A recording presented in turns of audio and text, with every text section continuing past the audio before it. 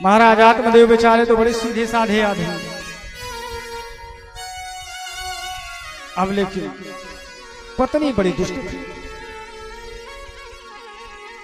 आत्मदेव तो बड़े भगवान के भक्त, पत्नी महाराज जैसा नाम वैसा ही।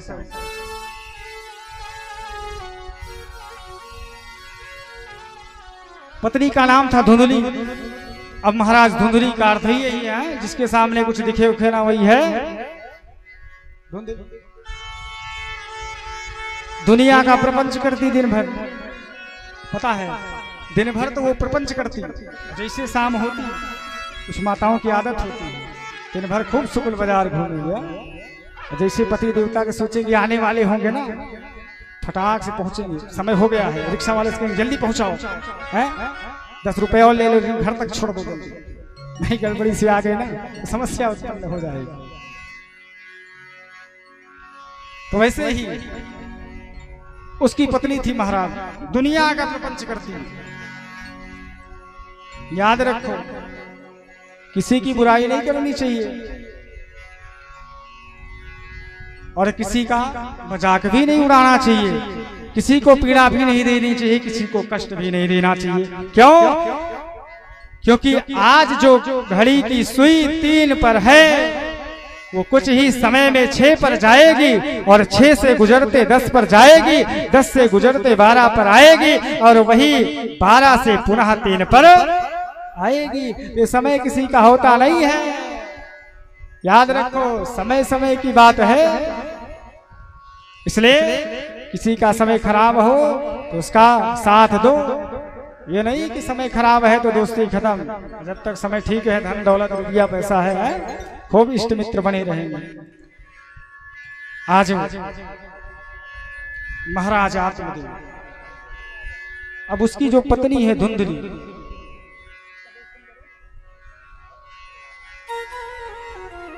धुंधली महाराज,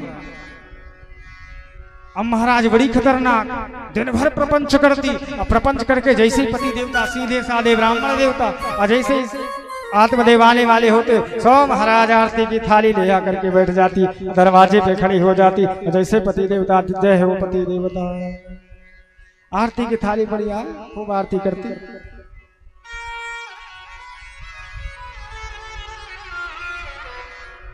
अब आत्मदेव जी ने सीधे साधे ब्राह्मण, उनको एक कुछ बात समझ आती नहीं।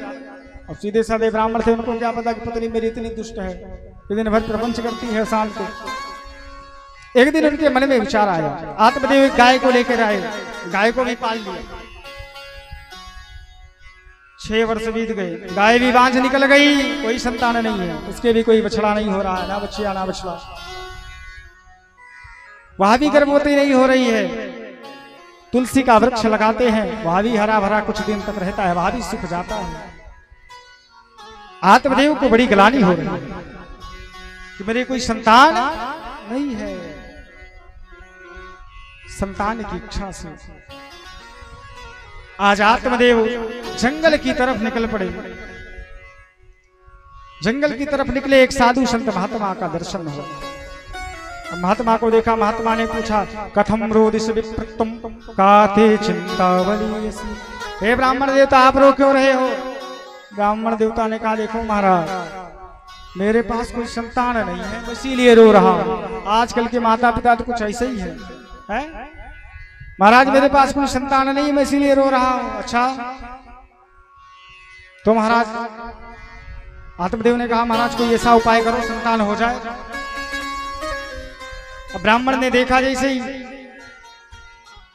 कहा देखो आत्मदेव मैं तुम्हारे मस्तिष्क को देख लिया हूं, तुम्हारे अभी भी नहीं, तुम्हारे अगले भी 6 जन्म तक कोई संतान नहीं होगी। 7 जन्म तक तुमको कोई संतान होने वाली, 6 जन्म और 1 जन्म ये जो चल रहा है, 7 जन्म तक आपको संतान होने वाली नहीं।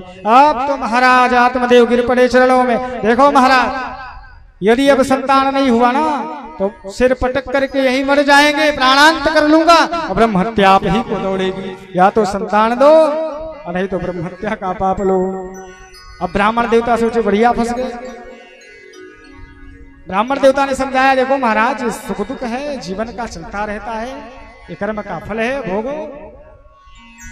आत्मदेव ने कहा देखो महाराज हो कुछ भी, लेकिन मुझे संतान चाहिए। अब जैसे ही उन्होंने कहा संतान चाहिए, ब्राह्मण ने समझाया। जब आत्मदेव नहीं मान रहे तो ब्राह्मण ने अपनी झोली से एक फल को निकाला, लो भैया ले जाओ, अपनी पत्नी को खिला देना, इससे सुंदर एक बालक का जन्म हो। आत्मदेव लेकर के आए, पत्नी को दिया, लो देवी इसको खा लो, संतान उत्पन्न हो। पत्नी ने कहा ठीक है महाराज रख दो, अभी मैं खा लूंगी, अभी थोड़ा कार्य में व्यस्तता है। अब आत्मदेव ने रख दिया फल, चले गए। अब महाराज पत्नी ने फल नहीं खाया। याद रखो जो गति इस धुंधली की होने वाली है, यही गति उन माताओं की होती है जो माताएं अपने पति देवताओं से झूठ बोलती हैं। याद रखो, झूठ बोलते हो तो बंद करो। जो माताएं अपने पति देवता से झूठ बोलती हैं, वही गति उनकी भी होती है जो धुंधली की होने वाली है। धुंधली ने आत्मदेव सीधे साधे ब्राह्मण को बहका दिया, ठीक है मैं खा लूंगी। लेकिन कुछ देर बाद उसकी बगल वाली बहन आ गई। महिलाओं की तो दो चार मित्र मंडली इकट्ठे हो जाती है। अब बगल वाली बहन आई, सारी बात को बताया धुंधली ने। देखो मेरे पति देवता एक साधु संत किसी बैरागी के हाथ से ले आए हैं, तो कह रहे हैं इसको खा लो। बहन सोचो अगर मैं खा ली तो मुझे गर्भपात हो जाएगा, मैं गर्भवती हो जाऊंगी। जब गर्भवती हो जाऊंगी, मान लो बहन गांव में डाका पड़ गया, चोर आ गए, सब भाग जाएंगे, फिर मैं कैसे भागूंगी। अच्छा ये बात भी छोड़ो, अभी मैं 10 रोटी खाती हूँ, गर्भवती हो जाऊंगी तो ही 4 में काम चलाना पड़ेगा, पतली हो जाऊंगी, चक्कर आने लगेगा, नहीं खाने वाली। तो और कहीं बैरागी आदमी की ये फल है साधु संत का, और कहीं खा लिया और पता लगा व्यास जी की पत्नी कि जैसा ये अगर मेरे गर्भ में ही 100 वर्ष तक रुक गया तो मेरा भी तो जय जय सीताराम हो जाएगा। आज उसकी बगल वाली पड़ोसन बहन ने कहा देखो आपको खाना है नहीं खाना है मत खा बहन, मैं तो अपने घर को चली। धुंधली ने इतना कुतर्क किया, एवं कुतर्क योगेन तत्फलम नहीं, इतना कुतर्क किया फल को नहीं खाया। अब महाराज तब तक 2-4 दिन बीता, उसकी बहन आ गई। अब माताओं की तो अगर बहन आ जाए तो क्या बात। अब उसकी बहन आ गई, अच्छा बहन से भी सारी बातें चालू बताना, सारी बातें बताई। अब तो उसकी बहन यही चाहती थी कि इसका कोई संतान ना हो, इसके कोई पुत्र ना हो, पुत्रादि ना हो, इसका सारा धन मैं हड़प लूं। सारी बात को बताई। उसकी बहन ने कहा देखो चिंता मत करो, मैं गर्भवती हूं, मैं गर्भवती हूं, और जब मेरा पुत्र होगा, मेरी संतानें होंगी, तो मैं ला करके आपको दे दूंगी चुपके से। अब आप उसके बदले में मेरे पति को कुछ धन दे देना। अच्छा बहन ठीक है, जो फल आया है उसका क्या करें। बोले एक काम करो, आपकी गाय भी तो 6 वर्ष से बांझ है, तो उसको खिला दो, परीक्षण भी हो जाएगा संत का, और इधर पुत्र भी आपको मिल जाएगा। अब महाराज धुंधली ने झूठ मूठ का नाटक प्रारंभ करना शुरू कर दिया। झूठे आधा नाटक प्रारंभ हो गया, गर्भवती हो गई। अब महाराज आत्मदेव सीधे साधे ब्राह्मण कुछ समझ पावे, समय बीता। उसकी बहन को एक पुत्र प्राप्त हुआ, बहन ला करके चुपके से दे दी, लो। अब जैसी पाई सो पूरे नगर में ढिढोरा पिटवा दिया, मेरे तो पुत्र उत्पन्न हुआ, पुत्र हुआ, पुत्र हुआ, पुत्र हुआ। आत्मदेव बड़े प्रसन्न हुए, चलो महाराज धन्य है कि महात्मा का प्रसाद मिला, सुंदर सुंदर पुत्र हुआ। अब महाराज तब तक धीरे धीरे समय बीता, 3 महीना पश्चात उस गाय से भी एक सुंदर बालक का जन्म होता है। वह बालक कैसा है, बोले उस बालक के जो कर्ण है ना वो गाय के जैसे है। सुंदर बालक का जन्म हुआ, 2 बालक उत्पन्न हुए। आत्मदेव ने एक दिन सोचा कि ब्राह्मणों को बुलाकर के नामकरण किया जाए। तो आत्मदेव ने ब्राह्मणों को बुलाया, ब्राह्मण देवता पधारे। अब जब ब्राह्मण देवता पधारे, ब्राह्मणों ने कहा देखो महाराज, जो गाय के गर्भ से जन्म हुआ है उसका नाम होगा गाय के जैसा कर्ण है, इसलिए उसका नाम है गोकर्ण। बोलिए गोकर्ण जी महाराज की जय। और जो धुंधली का पुत्र है इसका नाम रख दो परमात्मा देव। अब तो महाराज धुंधली भड़क गई, अरे महाराज 9 महीने तक वो गर्भ में मैंने पाला है, इतना कष्ट मैंने सहा, और नाम परमात्मा देव, पिता का नाम तो रख रहे हो परमात्मा देव। देखो महाराज चलने वाला नहीं, क्यों नहीं चलेगा? बोले महाराज देखो ज्यादा अगर नाम वाम चेंज किए ना तो दक्षिणा कट जाएगा। एक काम करो, मेरा नाम है धुंधली महारानी, तो 2 अक्षर मेरा लगाओ, शांति से मेरे पुत्र का भी नाम वही रख दो। ब्राह्मणों ने कहा एक काम करो, आपका नाम है धुंधली, पुत्र का नाम धुंधकारी होगा। नामकरण हो गया। याद रखो आजकल की भी माता पिता ऐसे ही है? पहले हमारे यहाँ 16 प्रकार के संस्कार होते थे कि नहीं होते थे? आज भी, लेकिन 14 संस्कारों को लुप्त कर दिया गया है। क्या किया गया? गर्मी का महीना था है? जल में नींबू डाल करके उसी में 14 संस्कार को डाल करके केवल 2 संस्कार बचे, 15वां और 16वां। 15वां कौन सा? विवाह संस्कार, और 16वां अंतिम संस्कार। बाकी सारे संस्कारों को हम आप सबने लुप्त कर दिया, और यही कारण है आजकल सारी अर्थव्यवस्थाएं बिगड़ रही हैं। लोग धर्मात्मा से अधर्मात्मा में प्रकट हो रहे हैं। हम आप सब करते क्या है? पहले नामकरण संस्कार होता था, ब्राह्मण पधारते थे, बढ़िया सुंदर भगवान के नाम से मिलता जुलता था। अरे हमारे नामों में कमी है, हमारे देवी देवताओं के नामों में कमी है। विष्णु सहस्त्र नाम में भगवान के 1000 नाम हैं,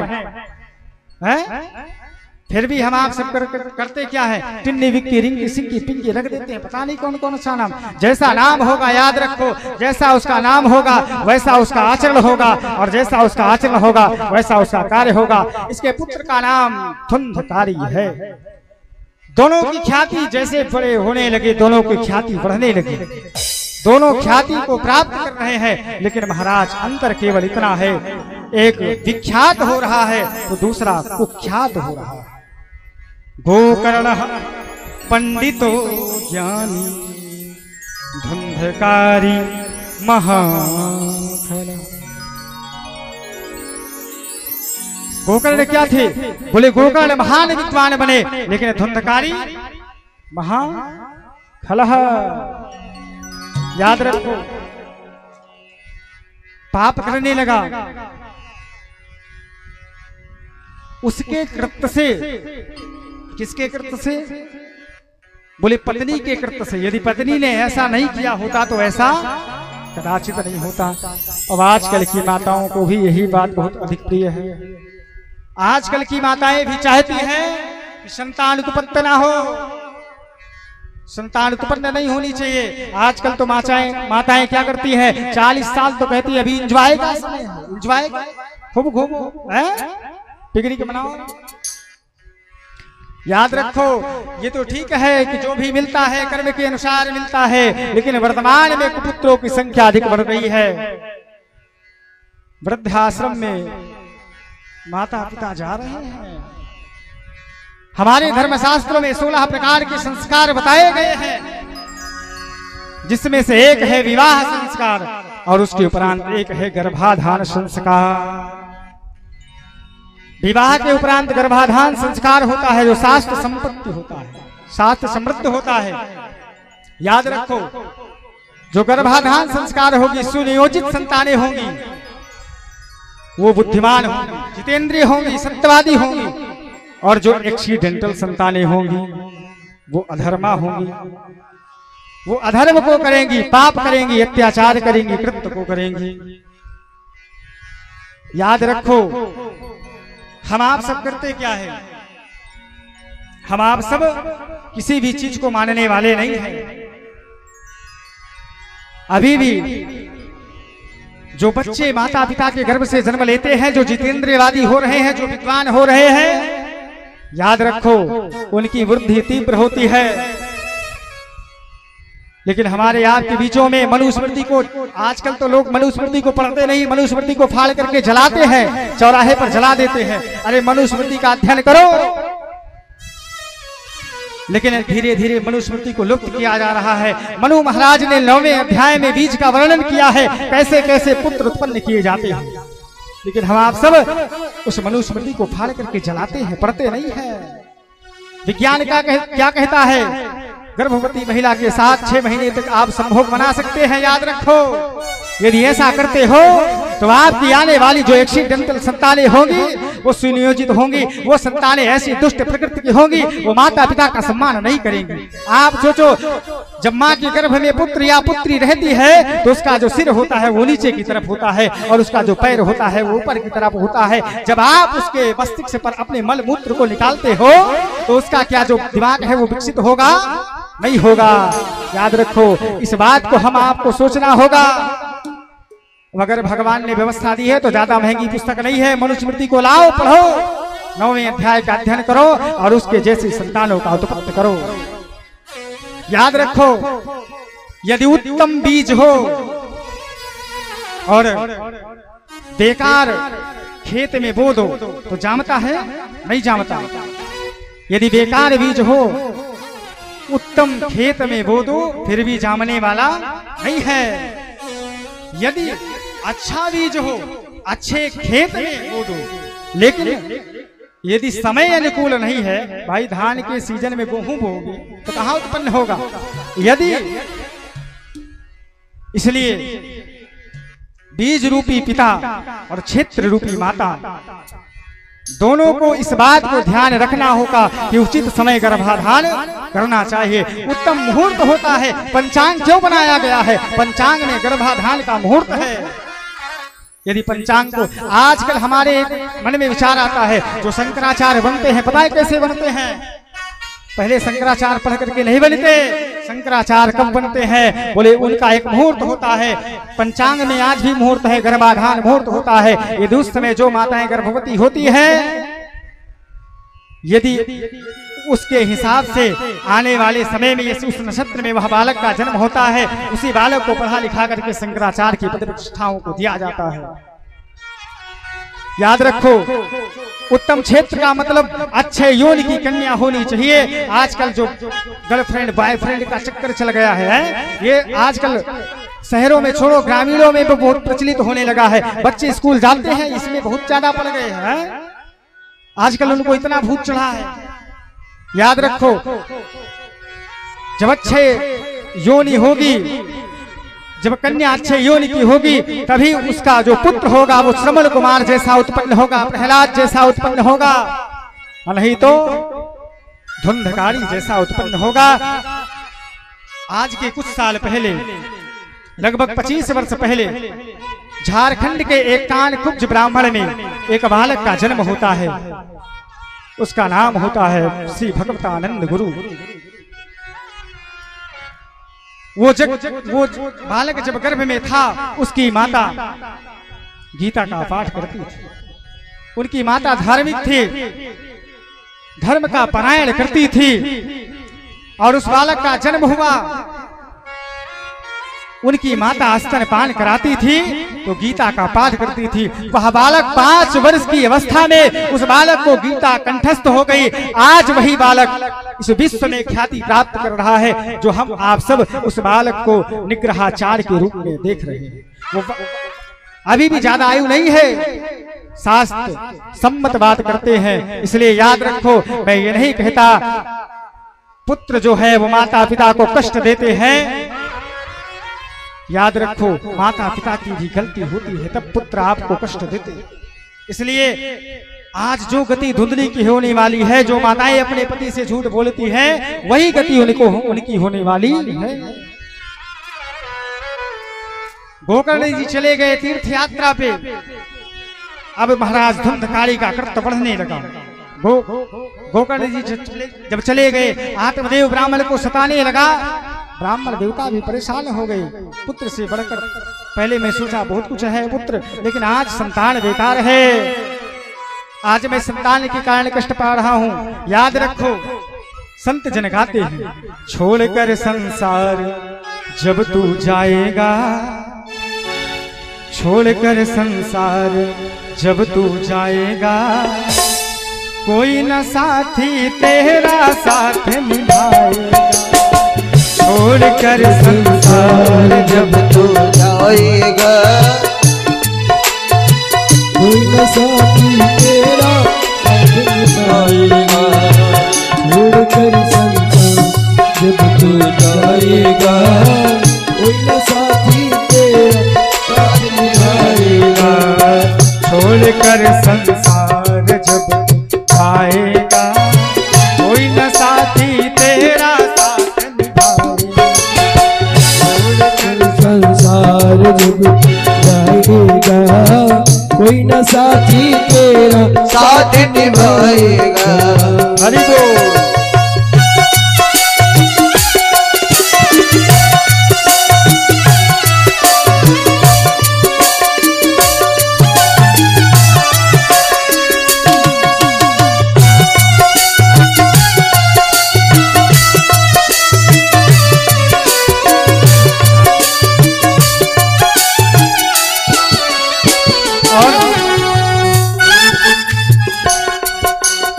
याद रखो, ये दुनिया केवल पेट भरने का एक ठिकाना है।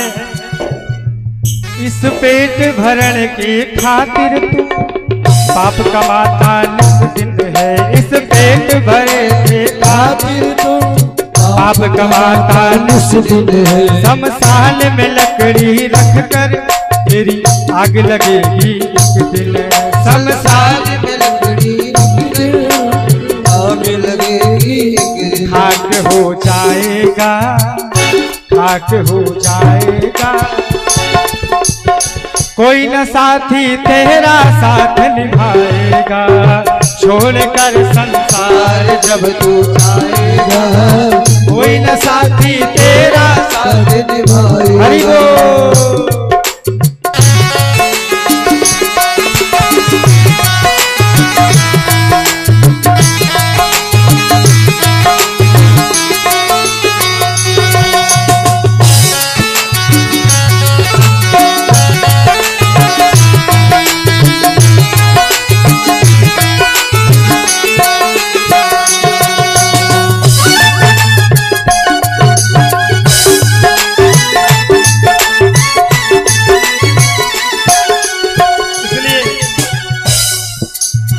कोई साथ तो देने वाला वैसे भी नहीं है, इसलिए सत्संग की यमुना चल रही है, इसमें लगाओ डुबकी और गाओ सब लोग साथ में मिलकर।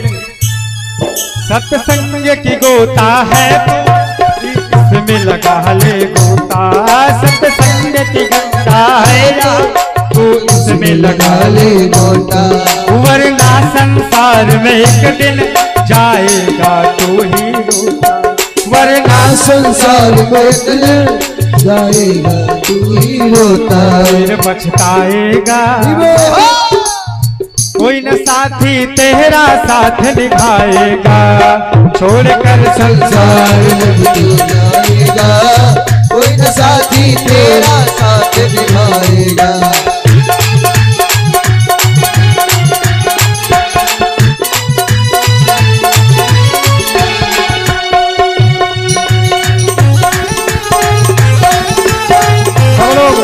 दोनों हाथ में है।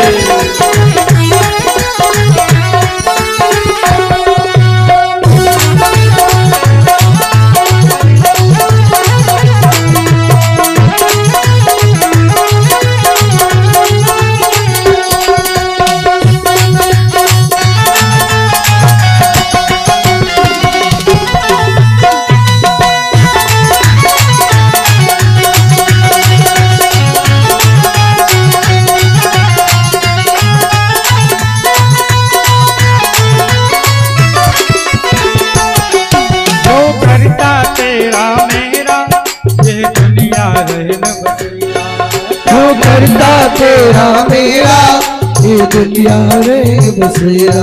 क्यों करता तेरा मेरा ये दुनिया रे बसेरा। क्यों करता तेरा मेरा ये दुनिया रे बसेरा। आएगा कोई न साथी तेरा साथ निभाए, छोड़कर संसार जब तू जाएगा, कोई न साथी तेरा साथ निभाएगा, छोड़कर संसार जब तू जाएगा, कोई न साथी तेरा साथ निभाएगा। तो जीवन में कोई साथ देने वाला नहीं है। आज महाराज आत्मदेव ही परेशान हो गए। आत्मदेव निकल पड़े जंगल की तरफ। गोकर्ण जी महाराज मिले। गोकर्ण जी महाराज ने दिव्य शिक्षा पिताजी को दी है। देखो पिताजी, अभी काम करो, आप यहां से चले जाओ तीर्थ यात्रा करने। याद रखो, जिस पुत्र के रहते माता पिता के आंख में आंसू आ जाए, समझ जाइए जिंदे जी नरक उस पुत्र को होगा। इसलिए मेरा निवेदन है, अपने माता पिता का सम्मान करो, जैसे भी है जो भी है आदर करो। आत्मदेव ब्राह्मण तीर्थ यात्रा के लिए निकल पड़े। अत्याचार बढ़ने लगा। आज धुंधकारी इतना कुख्यात हो गया महाराज, 5-5 वैश्याओं को ला करके घर में रख, 5-5 वैश्याओं को राख लिया। चोरी करने लगा, डकैती करने लगा, धन का अपहरण करने लगा। छोटे छोटे बच्चों को ले जाकर के कुएं में डाल दिया। अपनी माता को पीटने लगा।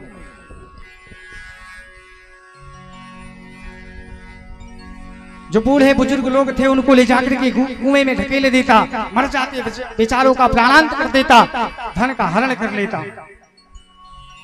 एक दिन वैश्याओं ने धन मांगा, मुझे इतना धन चाहिए। आज धुंधकारी को कुछ सूझा नहीं।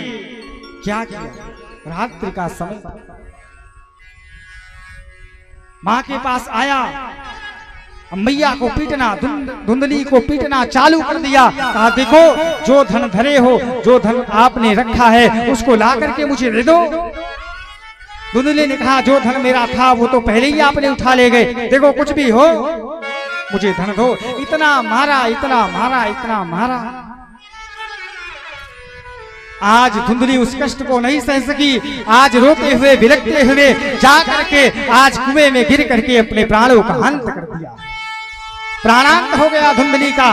वो आज धुंधकारी का अत्याचार पापाचार बढ़ने लगे। धीरे धीरे उतना कुख्यात निकला। 5-5 वैश्याओं को पालता था। एक दिन वैश्याओं ने धन मांगा, जाकर के एक राजा के यहाँ डकैती मार दी और धन ले आकर के वैश्याओं को दे दिया। वैश्याओं ने जब धन पाया, याद रखो ये वैश्याएं किसी की होती नहीं है। लोग सोचते हैं इनको ला करके रखो। याद रखो ये केवल उतने दिन आपके पास रहती है जितने दिन आपके पास माई बाप पैसा रहता है। पैसा खत्म, ये सब चली जाएंगी। याद रखो। धुंधकारी ने ला करके वैश्याओं को पाल लिया। वैश्याओं, 5 वैश्याओं ने सोचा ये आज राजा के यहाँ धन का हरण कर लिया है और राजा निश्चिंत इस बात को जानेंगे। और जब इस बात को जब राजा को पता चलेगा इस धन का अपहरण, इस धन को धुंधकारी ने चुराया है, तो राजा अवश्य अपने सिपाहियों को भेजेंगे और जो सिपाही आएंगे तो उनका धन यही मिलेगा। तो हम 5 भी फंसेंगे और 5 का प्राणांत होगा। इसलिए काम करो। 5 ने एक सलाह बनाई, ये काम करो, आज धुंधकारी आवे, ये नशे में वैसे भुक्च रहता है, ये आएगा और चूल्हे को गर्म करना, धधकते लोहे के चिंगारी को बनाना और जब ये बिस्तर पर लेटे, जैसे निंद्रा इसके मस्तिष्क पर सवार हो और जैसे ये सोने लगे, इसको उसी पलंग में बांध दो और इसके मुंह में चिंगारों को लपेट दो। आज वैसे ही धुंधकारी रात्रि में आया। आज 5 वैश्याओं ने पूरी व्यवस्था के साथ वैश्याएं बैठी हैं। खिलाया पिलाया, धुंधकारी भोजन इत्यादि किया। जैसे ही धुंधकारी भोजन इत्यादि करके लेटा, अब महाराज दिन भर का थका, जैसे निंद्रा लगी, 5 वैश्याओं ने मिलकर के धुंधकारी को बांध दिया रस्सियों से और बांध करके महाराज आज लहकते चिनगारे के चैले को लाई और मुंह में धुंधकारी के रख दिया। जगह जगह से चिंगारों को रखा। धुंधकारी तड़प तड़प करके मरने लगा।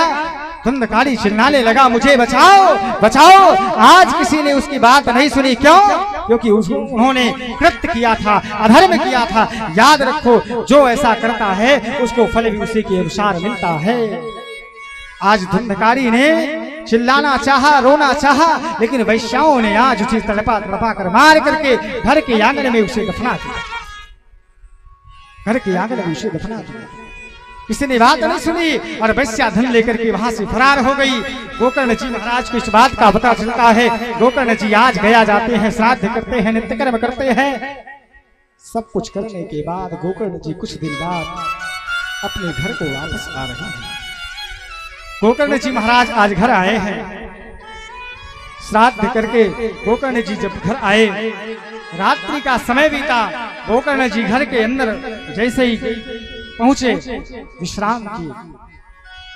रात्रि का समय हुआ है, भयानक अर्धरात्रि है, रात्रि के 12 बजे हैं। धुंधकारी अनेकों अनेकों रूप में प्रकट हो रहा। धुंधकारी कभी भैंसे का रूप धारण करता, कभी बैल का रूप धारण करता। अनेकों अनेक रूप धारण करके धुंधकारी प्रकट होने लगा। गोकर्ण जी ने इस बात को देखा। अब गोकर्ण जी महाराज सोचने लगे, ये व्यक्ति कौन हो सकता है? मैंने तो अपने भाई का गया श्राद्ध, जगन्नाथ, पिंडदान सब कुछ कर दिया है, चारों धामों की यात्रा संपन्न कर दी है, फिर भी इसे मुक्ति नहीं मिली। लेकिन याद रखो, प्रेत में बोलने की क्षमता नहीं होती, प्रेतों में बोलने की क्षमता नहीं होती। आजकल तो लोगों के अंदर है, पता नहीं कौन कौन से देवी देवता आने लगे हैं। कोई कहता है मेरे ऊपर हनुमान जी आते हैं, कोई कहता है शंकर जी आते हैं, कोई कहता है काली जी आती है। याद रखो, जब कितने करोड़ हजार दूरी पर सूर्य रहता है, हम आप जेठ की गर्मियों को बर्दाश्त नहीं कर पाते। यदि वो भगवान, वो परमपिता परमात्मा हमारे आपके शरीर में आ जाएंगे, क्या उनकी गर्मियों को सहन कर पाएंगे? उनके तेजों को सहन कर पाएंगे? ये शरीर जल करके जो पंच तत्व का बना है ना, ये राख हो जाएगा। आज गोकर्ण जी महाराज ने हाथ में जल लिया और जल लेकर के जैसे ही उस प्रेत पर मारा, आज वो प्रेत प्रकट हो गया।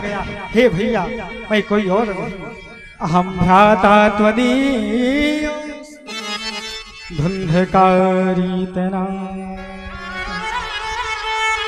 मैं आपका भैया, मैं आपका भाई धुंधकारी हूँ। भैया, मैं तड़प रहा हूँ भूख और प्यास से। मुझे भूख बहुत देर से लगी है, मैं भूख के मारे तड़प रहा हूँ। मैं अन्न के पास जाता हूँ, वहाँ अन्नपूर्णा मैया का वास होता है। मैं अन्न को ग्रहण नहीं कर पा रहा हूँ, मैं भूख के मारे तड़प रहा हूँ। भैया, कुछ व्यवस्था करो, मैं बहुत दिन से प्यासा हूँ, जल नहीं पी पा रहा हूँ। क्यों नहीं पी पा रहे हो? मैं जल के पास जाता हूँ, वहाँ वरुण देवता का पहरा होता है। वरुण देवता के कारण मैं जल को नहीं पी पा रहा हूँ। भैया, कुछ उपाय करो, मुझे इस प्रेत योनि से बाहर निकाल लो। आज ये प्रेत की पीड़ा होती है। याद रखो बंधुओं माताओं, जिन व्यक्ति की आजकल लोग सोचते हैं अकाल मृत्यु मर जाओ, जहर खा के लोग मर जाते हैं, बच्चियां फांसी लगा करके मर जाती हैं, बच्चे फांसी लगा करके मर जाते हैं। याद रखो, यदि फांसी लगा करके अकाल मृत्यु, आग में जल करके, कुएं में कूद करके जल से मृत्यु होती है, या जल करके मृत्यु होती है, फांसी लगा करके मृत्यु होती है, एक्सीडेंट से मृत्यु होती है, ये व्यक्ति कौन बनता, क्या बनते हैं? बोले प्रेत बनते हैं। और प्रेत की हजारों हजारों वर्ष तक मुक्ति होने वाली नहीं है। उनकी मुक्ति केवल एक ही कारण है, केवल और केवल श्रीमद् भागवत कथा। आज धुंधकारी तड़प रहा है। जब प्रेत बनोगे ना, ना जल मिलेगा, ना अन्न मिलेगा, कुछ नहीं मिलेगा। अन्न के पास जाओगे, अन्नपूर्णा का वास होता है। जल के पास जाओगे, वरुण देवता का पहरा होगा। आप तड़पोगे, फिर वहां कोई सुनने वाला नहीं है।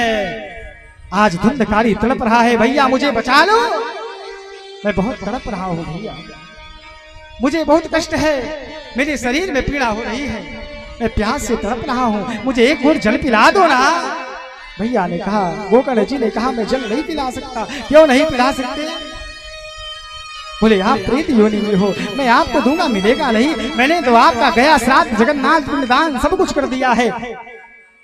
आज गोकर्ण जी जब इस बात को कहे, धुंधकारी खड़ा हो गया, कहा भैया गया श्राद्ध सते नापी मुक्तिर्मेन भविष्यति। आप एक नहीं हजारों गया श्राद्ध कर दोगे, मेरी मुक्ति मिलने वाली नहीं है। भैया कुछ उपाय करो, मेरी मुक्ति का साधन ढूंढ दो। आज गोकर्ण जी ने कहा चिंता मत करो, आप अपने स्थान को प्रस्थान करो, समय आने दो, मैं कल प्रातःकाल कोई उपाय करता हूँ। प्रातःकाल गोकर्ण जी महाराज उठे हैं,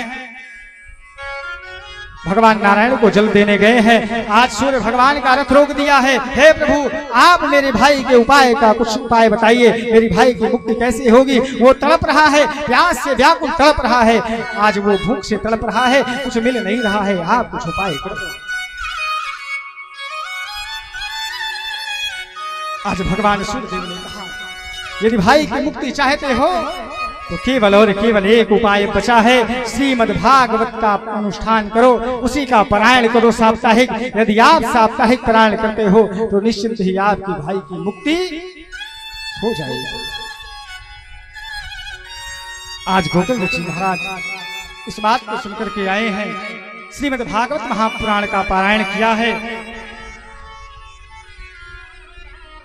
सारे संत महात्मा पधारे हैं। अनुष्ठान जैसे ही प्रारंभ हुआ, 7 गांठ का एक बांस था, उसी में आकर के जब धुंधकारी को, भाई प्रेत तो है, प्रेत देवता के पास तो जाएगा नहीं, वो दूर भटका है, प्रेत जाकर के उसी बांस में बैठ गया। और एक दिन कथा बीती, 2 दिन बीती, धीरे धीरे जितनी दिन कथा बीती उतनी दिन वहां गांठ की, जो गांठ थी बांस की, वो फटने लगी। और 7वें दिन जब कथा पूर्ण हुई तो उस कथा से जब 7वीं गांठ फटी तो उसमें से वो दिव्य प्रेत आज वो पीतांबरधारी सुंदर सुशोभित हो रहा है, प्रकट होकर के भगवान की स्तुति कर रहा है। धन्य भागवती वार्ता प्रेत पीड़ा विनाश, सप्ताहोऽपि तथा धन्या कृष्णलोक फलप्रदः। धन्य है भागवत, धन्य है भागवत की कथा, जिसको आज सुनने से मेरी आज मुक्ति हो गई। धन्य है भैया, आज सुंदर भगवान के पार्षद आए हैं, एक विमान आया है, भगवान के 2 पार्षद आए हैं। गोकर्ण जी महाराज को प्रणाम किया है और धुंधकारी से कहा, चलिए आपके लिए भगवान के परम धाम से विमान आया है। अब जैसे धुंधकारी बैठे और जैसे विमान आगे बढ़ा, गोकर्ण जी ने कहा, रुको रुको, क्यों? बोले, भेद क्यों कर रहे हो? कथा तो सबने सुनी है, सप्ताह पारायण हुआ, जैसे यहाँ श्रोता है, कथा तो सबने सुनी, लेकिन विमान एक क्यों आया? आप भेद क्यों कर रहे हो? देवताओं ने कहा, भगवान के पार्षदों ने कहा, देखो कथा सबने सुनी, परंतु कथा का मनन किसी ने नहीं किया। हमारी आपकी दुर्बुद्धि यही है, यहां से सुनेंगे और वहां पहुंच करके इधर से सुने निकाल। याद रखो, यदि कथा सुन करके आपका जीवन 7 दिन में थोड़ा बहुत भी बदलाव नहीं आया ना, तो समझ लो आप कथा सुने नहीं, आप केवल वहां बैठ करके रगड़ रगड़ के खाए बस। इसलिए कथा को सुनो तो कुछ जीवन में बदलाव आना चाहिए। गोकर्ण जी ने कहा, आप केवल एक विमान क्यों लेकर आए? सबको लाना चाहिए था। भगवान के पार्षदों ने कहा, जिसको कष्ट होता है उसी को केवल भगवान की याद आती है, जिसको कष्ट नहीं होता उसको भगवान की याद नहीं सताती। आज धुंधकारी को कष्ट था, वो प्रेत योनि में था, वो तड़प रहा था भूख और प्यास से, इसलिए वो कथा को सुना, कथा का मनन किया, इसलिए आज उसके लिए पार्षद आया। तो गोकर्ण जी ने कहा, तब बोले, कथा को फिर से प्रारंभ करो और दोबारा यदि आपके श्रोता सही से सुनेंगे तो निश्चिंत ही पार्षद भगवान की आएंगे। दोबारा से पारायण होता है। सप्ताह सारे श्रोता अब की बार ध्यान पूर्वक बैठ करके बढ़िया कथा भगवान की सुने। देखो, श्रोता भी 3 प्रकार के होते हैं। एक होते हैं श्रोता जो कथा में पहुंचने के बाद सोना चालू, एक होते हैं श्रोता जो कथा में आएंगे तो दुनिया का प्रपंच चालू, एक होते हैं श्रोता जो कथा में आएंगे हाथ जोड़ करके बैठेंगे और खूब मगन रहेंगे। मगन रहे तो समझ लो सबसे बेस्ट कथा उन्हीं की है, सबसे बढ़िया सुन। सबने कथा को मनन किया, कथा को सुना। अंत में 7वें दिन जितने श्रोता उतने विमान भगवान के पार्षद लेकर के आए हैं। सारे श्रोताओं को बिठाया है, सब जाने लगे। जैसे भगवान श्री रामचंद्र जी ने अयोध्या के नगरवासियों को ले गए थे, अयोध्यावासिना पूर्वम यथा रामेण संगत तथा कृष्णेन ते नीता गोलोकम योगी दुर्लभम। सारे वैकुंठ को बोल भागवत भगवान की जय, बोल भक्तवत्सल भगवान की जय। याद रखो, जिस दिन भगवान का नाम लोगे ना, उसी दिन आपके जीवन का कल्याण होगा। यदि भगवान का नाम लेकर के मरोगे तो कहां जाओगे? बोले भगवान के परम धाम को जाओगे, और नहीं तो अंत राम कही आवत नाही, अंत में राम भी नहीं आएगा, राम भी मुंह से नहीं निकलेगा। क्यों? क्योंकि आपसे आजकल प्रेम हो गया है मोह माया से। सौनक जी पूछते हैं, प्रश्न करते हैं, महाराज अच्छा ठीक है, इस कथा को करना कहाँ कहाँ चाहिए? सूत जी कहते हैं, तीर्थे वापि वने वा गृहे वा श्रवणम मतम। इस कथा को तीर्थ में सुनो, क्षेत्र में सुनो, कहीं भी सुनो, घर में सुनो, गृहस्थ में सुनो, जंगल में सुनो, परंतु आपका सुनने का भाव जो होना चाहिए वो केवल और केवल प्रक्षित बनकर के होना चाहिए। यदि ऐसा कोई व्यक्ति कथा श्रवण करता है तो निश्चित ही भगवान की कृपा उस पर बरसती है। अच्छा ठीक है महाराज, तो कथा